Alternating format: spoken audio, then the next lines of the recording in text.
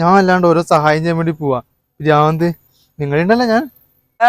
ഇതെനി തീർന്നില്ലടാ, കൊറേ സമയം ആയല്ലോ ഞൊള്ളിക്കൊണ്ട് നിൽക്കുന്നത്. ബേബേ നോക്ക്, ഇത് കഴിഞ്ഞിട്ട് എനിക്ക് ഗ്ലാസ് ചായയും കൂടി വേണം. ഞാൻ ഇത് തിന്നുമല്ല, ആടെ ഇരുന്ന് ഓർഡർ ഇടാൻ.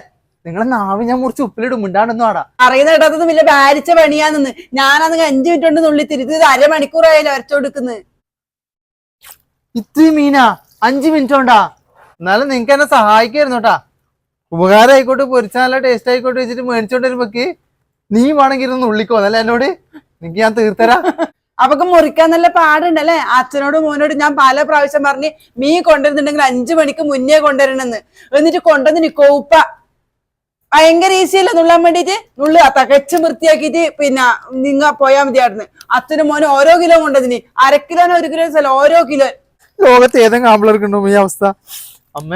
അമ്മയാന്ന് അമ്മ 5 മണിക്ക് ശേഷം വളർത്ത് വെച്ചാൽ പണിയെടുക്കൂല. ബാക്കിയിലെ കൊണ്ട് ഇരുന്ന് മുറിപ്പിച്ചോളാം.